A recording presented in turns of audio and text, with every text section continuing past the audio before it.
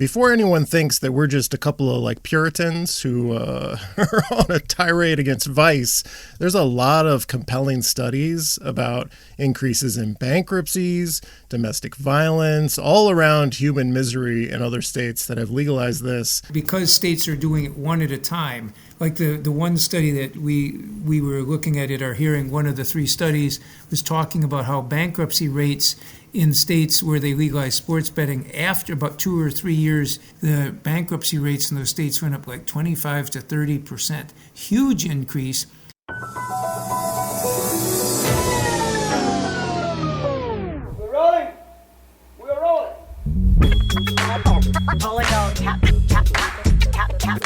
This is a real thing. Real thing.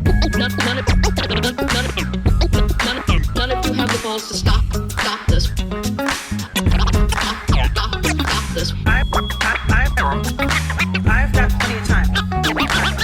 I have nothing else going on today. We're in the Wedge neighborhood right now.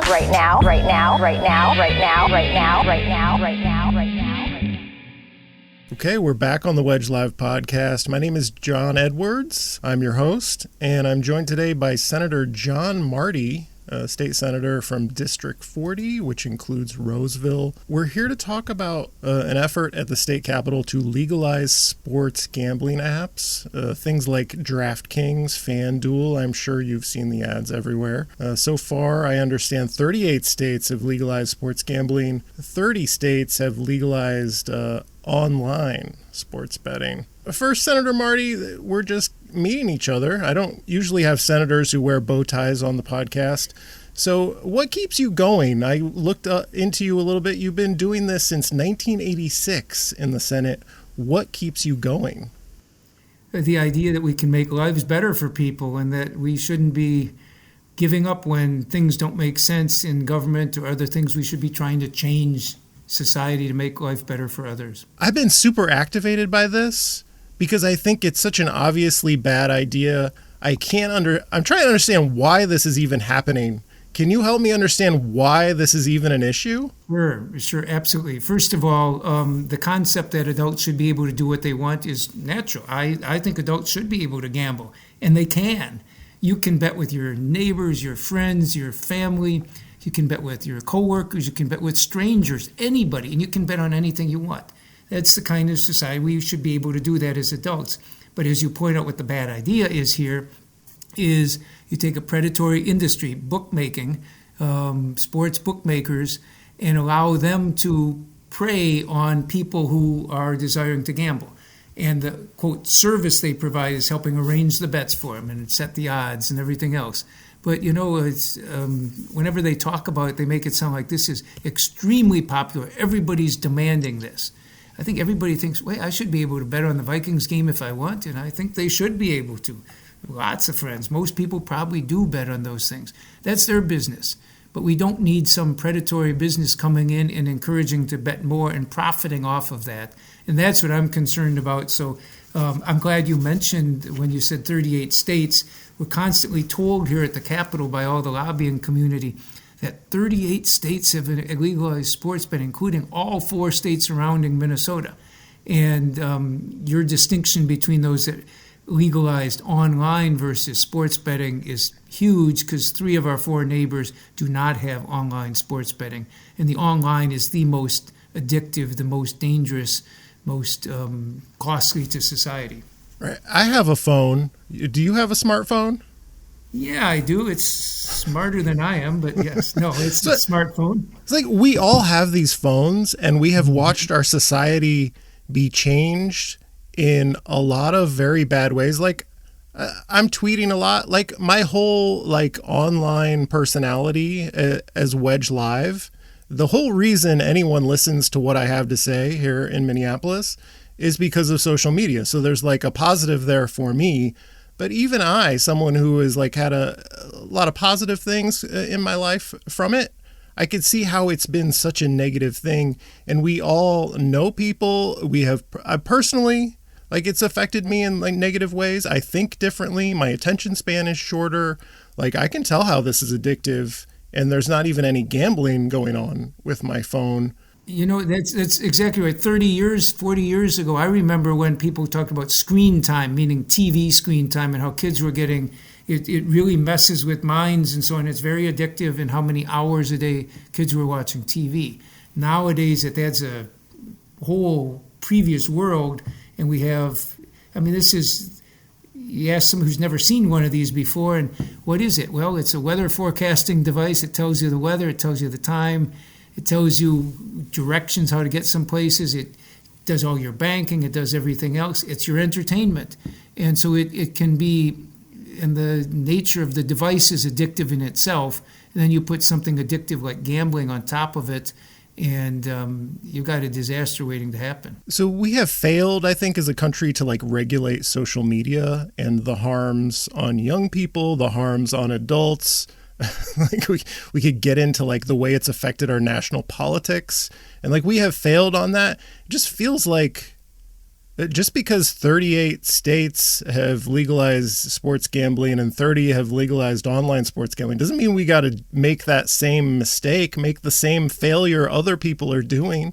And we've all got these smartphones. I don't understand why your colleagues, I know this is probably a question for them, but I just don't understand why it's not a very easy argument. Do you not see the harm that we are doing to ourselves already? Why would we compound it? Yeah, and some folks may not even care about the harm that's being done, but I think a lot of the folks are saying, well, John, yeah, you make some good points, but we're getting so much pressure to do this. and I keep thinking how the difficulty is everybody who comes here and talks to us about it. First of all, very, very few constituents. One of my colleagues who I was trying to argue why this was a bad thing, I said, are you getting a lot of pressure from your constituents? Colleague held up 3 fingers and said, yes, I am. 3 constituents, and they're very vocal about it. I thought, that's out of close to 100,000 constituents, 80, 90,000 constituents. 3 of them are very vocal about it. But what they're hearing when you're in the Capitol here, you don't hear from the public at large always, you hear from the lobbyists. And you have the sports teams are all represented here, and the racetracks, and the charitable gambling, and the sports books, primarily the sports books, and the tribes, and everybody else. You got all these folks coming here, all of whom financially will benefit from this, and they're saying, we need this, and the public's demanding it. We got to do it.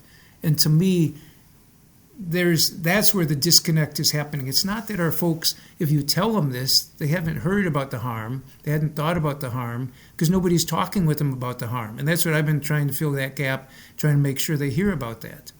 Yeah, I watched the committee hearing yesterday where all the proponents, you're right, there was no citizens for the legalization of sports gambling. That's not an org. It's gambling interests, because the money will flow largely to those interests. That's how they got the coalition together, the Gambling Interest Coalition, right? Is we're going to pay you for the money. Subsidize them with tax money, yeah. And then another thing that's kind of shocking is I was expecting there would be a carrot aspect to this. Well, we're going to fund all these great things with schools, right?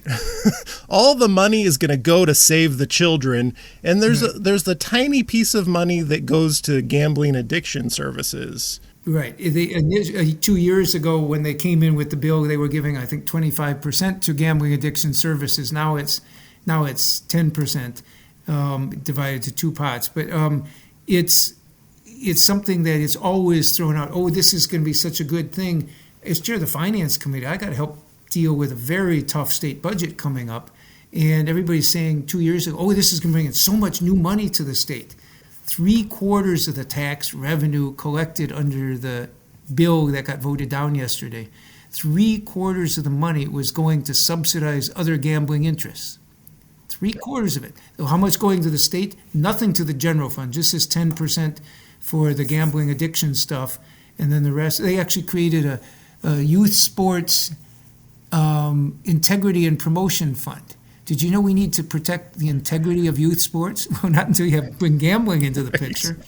You don't have to worry about the integrity of youth sports. It was always, it was unquestioned. Now you have gambling problems happening on sports, you're going to have more problems. So I see it as something that they're always talking. until I started getting heavily engaged in this a year and a half ago, all the discussion of the capital was who's profiting from it, not who's going to be hurt by it or affected by it, just who's profiting from it.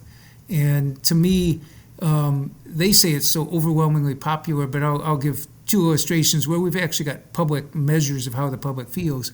One of which is in Missouri last November. The FanDuel and DraftKings spent $40 million. Missouri's not that big of a state. $40 million on a referendum to get sports betting, online sports betting, and it passed with far less than 1% of the vote. I think it was like 3,000 people statewide who difference in the margin of it passing. It just barely squeaked by after a $40 million campaign. And 2 years earlier in California, they had two voter initiatives. It's not truly a good comparison because they were somewhat conflicting. One was for on-site, on racetrack and casino property. The other was for mobile sports betting. So they were competing with each other, but they set a record, all-time U.S. record for most expensive ballot initiative. Over $400 million spent on the two campaigns. And again, some of it was against each other, so it conflicts it. But both measures failed. The one for on bricks and mortar on casino property thing that failed more than 2 to 1, 67%, and the online failed 81%. And I keep thinking, if this is that popular with the public after they spend $400 million, maybe it would have passed, or at least been closer than 80-20, or 80-19, 80-18, or whatever. Have you been frustrated at all by the media coverage? Do you watch a lot of news? And because I was watching a WCCO interview with a Republican senator, I think, who was pushing it, and there was not a single question in a relatively long TV interview, like 6 minutes or so, about the harms. It was all questions about probably like the revenue, where's the revenue going, like who's getting a piece of this, and no question about well, don't you think this is potentially very harmful to this segment of people? And there was no question like that. Have you had those frustrations?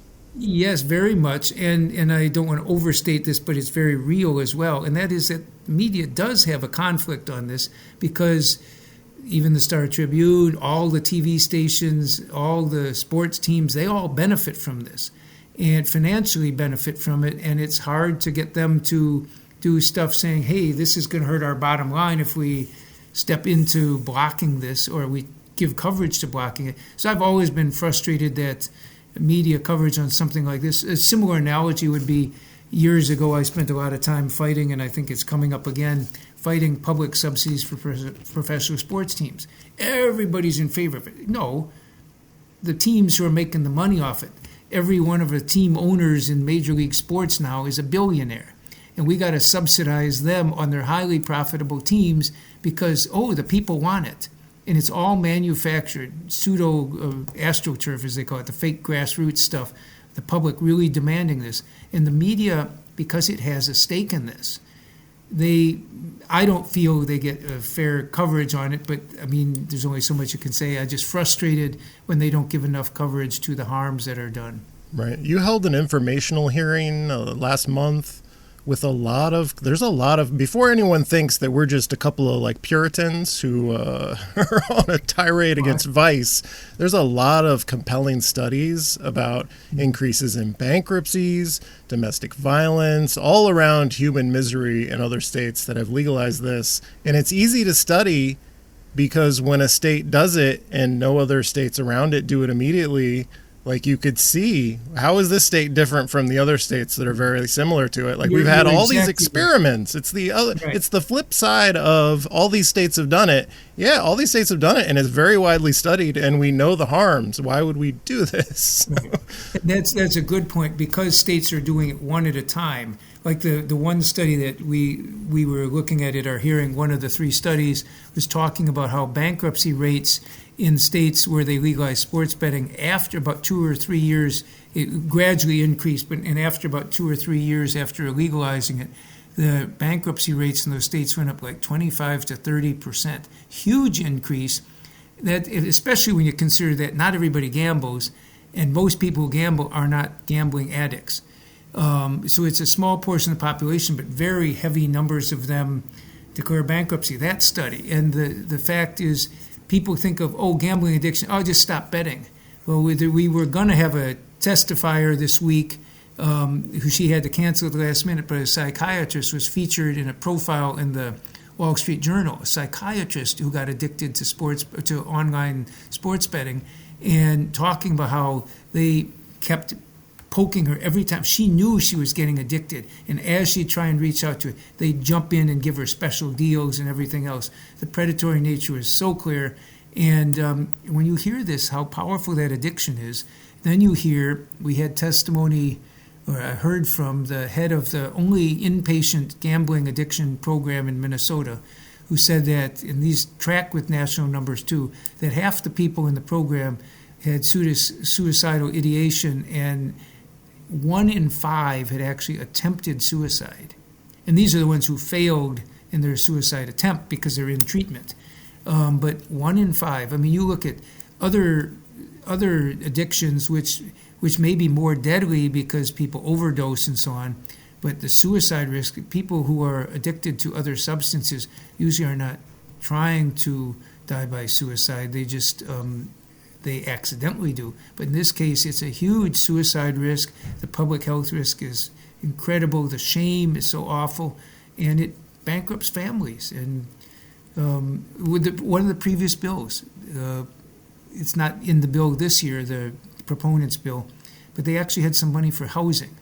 I wondered, it was a small amount, kind of a token amount. I don't know, maybe it was $1 million or $2 or something.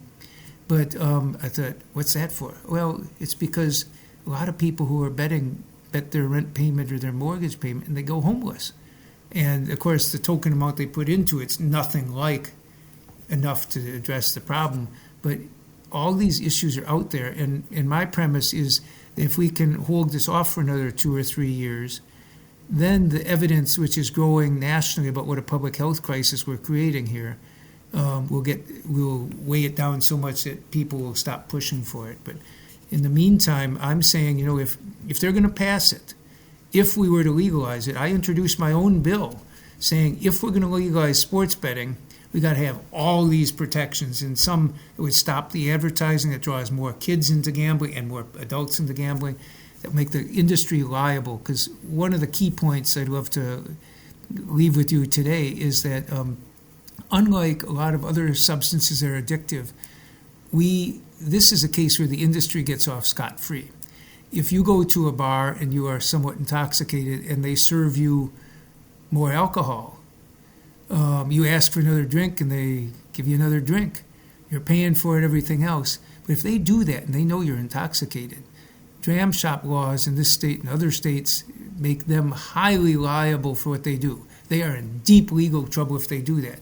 But with sports betting, we have it set up in such a way, because the sports books have no liability for what they're doing. It's as if you go into a bar and you're somewhat intoxicated and they say, hey, would you like a free drink or 2-for-1 special for you?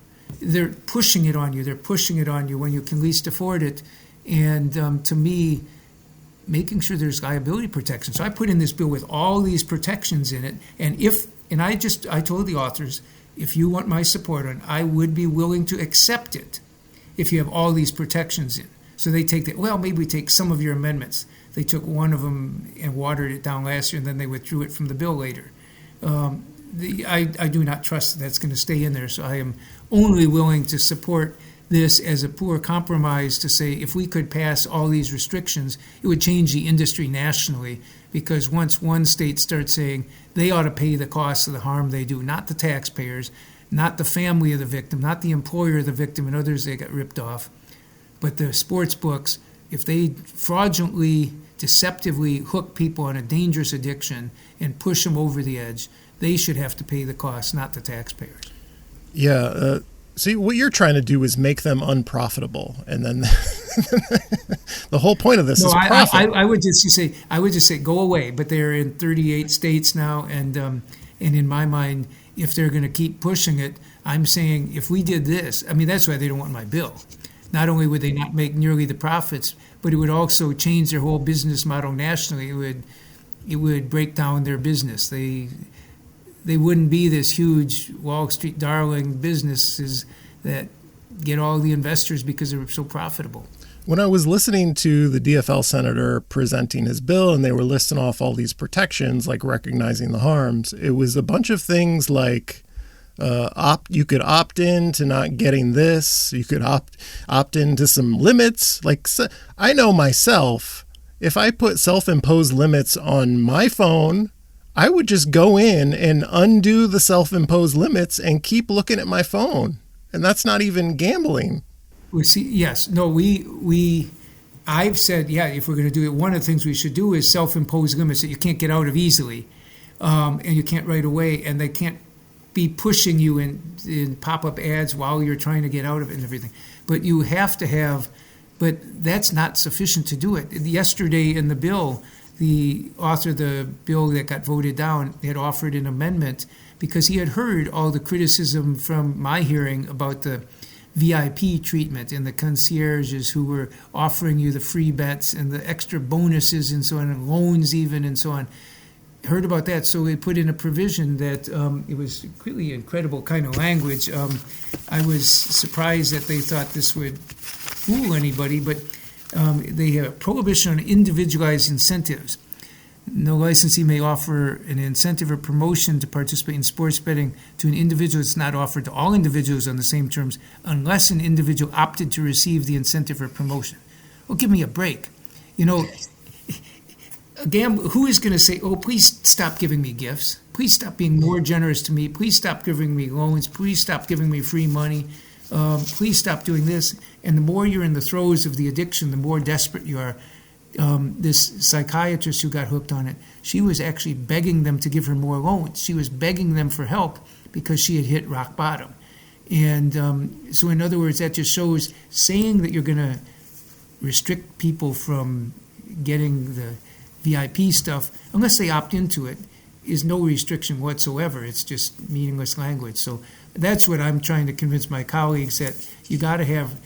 And I would be much prefer we don't do any expansion of gambling, but I'm saying if we are going to do this, we got to make it so that the industry pays for it, not the taxpayers. Yeah, imagine if you're addicted to TikTok, to use one example that people are up in arms about, and they had human customer service agents. If they realized you were stopping using TikTok, they would call you up and be like, hey, why did you stop using TikTok? Can we offer you this to come back and continue to use our app? Which is amazing. That's how it works, yeah.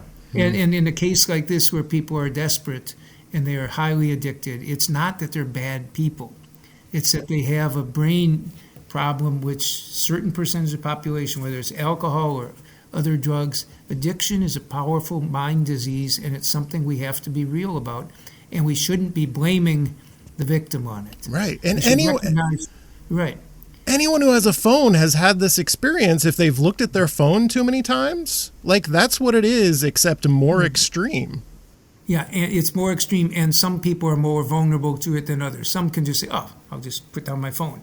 Some people can't do that, and that's the difference of all our human minds. And I don't want to say people are blameless in any way, but I also think saying that they should pay all the costs when somebody is a predator is profiting off them making these mistakes and encouraging them, and they have all the data on you, the algorithms they have, knowing how much money you have, how much you're spending, how much when you're gambling, when you're most vulnerable, and then trying to prompt you to spend more with special deals. And yeah, it's again 2-for-1 drink specials to an intoxicated person. We don't allow that. So how is this different from the marijuana legalization debate? Because I feel a lot of people come to this from a sense of prohibition doesn't work, personal freedom, why are we trying to stop people from doing what they want to do, victimless crime. Right. So how is this different from the marijuana legalization debate? Let me make clear again that there is no prohibition in Minnesota on you or I or any of our neighbors betting all they want on sports. They're allowed to do it, and I think they should be allowed to. I just think we should discourage them from overdoing things and so on. Same thing with cannabis. They're legally allowed to use it as much as they want. They can't drive while intoxicated and other things like that, but they're allowed to do it. And maybe we should try and promote responsibility and so on. But there's a difference here. In this case, in the marijuana, we do not want predators coming in and trying to hook people on it and trying to push more on them and push more on them. And here in this case, we are all adults are allowed to bet on sports.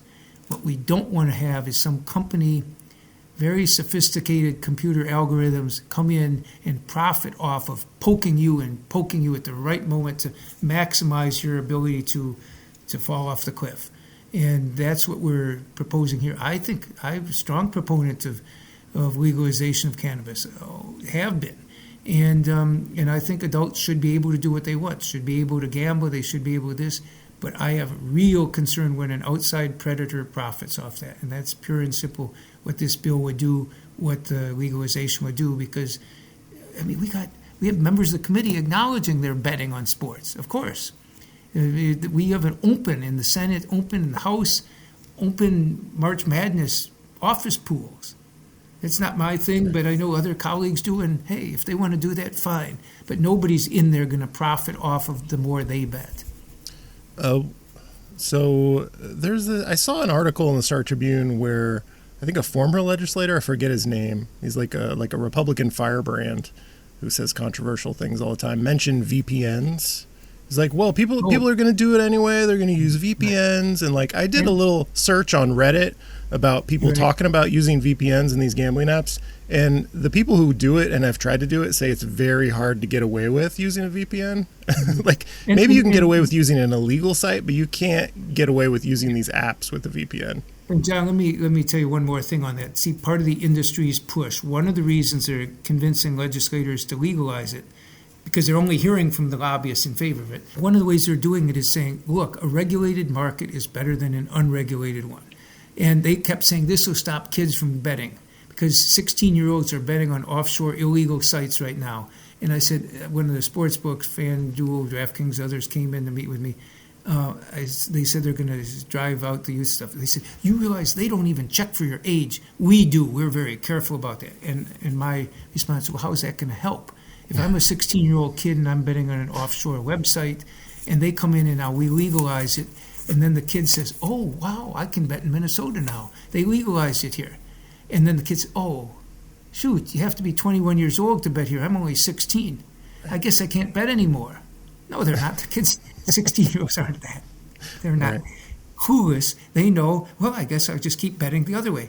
And the trouble is, so it doesn't, not only does it not take it away, but because there's the constant advertising, which is the biggest shock people have after the state legalized it. They didn't know this was going to take over all the advertising market. They're going to be omnipresent everywhere.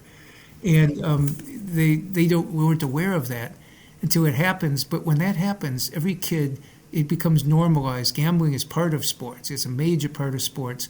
And then those kids, they're friends, and they are more likely to participate in offshore illegal gambling. So when they say, oh, yeah, it's so easy to get around it. Well, so how is legalization and advertising going to help? Because it doesn't. It makes the problem worse. Well, Senator Marty, thank you for this conversation. I feel like we've covered a lot of ground in a relatively short period of time, and I think people are going to be very persuaded by how against this we are.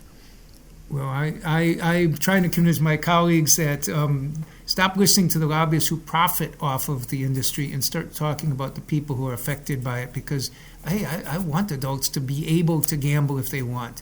But when somebody's sitting behind them, pushing them and poking them and incentivizing them to bet more, the sports books have been very, very irresponsible in their behavior, and they are scot-free from any liability for the harm they cause. And that's why if my bill passed and it had the liability in there, it would change the industry nationally, because very quickly other states would start doing it, and all of a sudden the industry would say, oops, we can't do this anymore. Do you have anything, one last thing before we go, do you have anything to recommend to our audience? Anything you enjoy doing? A piece of entertainment, a hobby that you have that you think other people should take up? What do you like? I haven't done any snowshoeing or cross-country skiing this winter, and I'm kind of beginning to think that this weekend might be a good time for it. Okay. Yeah, I like that. Sorry for extending this, but like, what's the prospect of this going forward? It failed in committee yesterday. Like, what? Is it coming back? I'm sure there's enough money sloshing around. Normally that's a death knell to a bill, but with this much lobbying behind it, I'm sure they're going to go all out to revive it.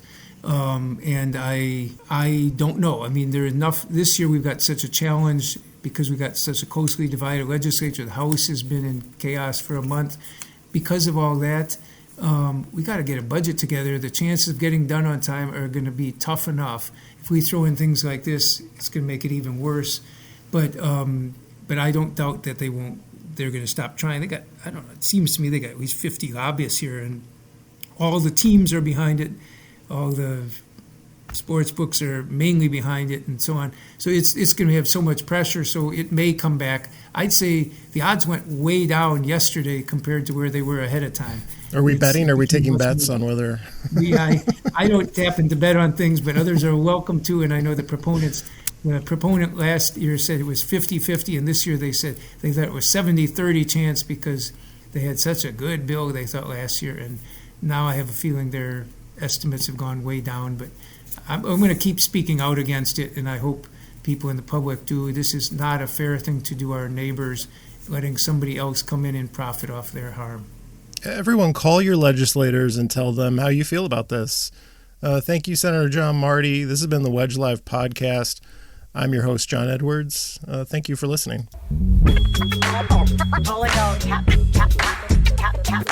This is a real thing. Real thing.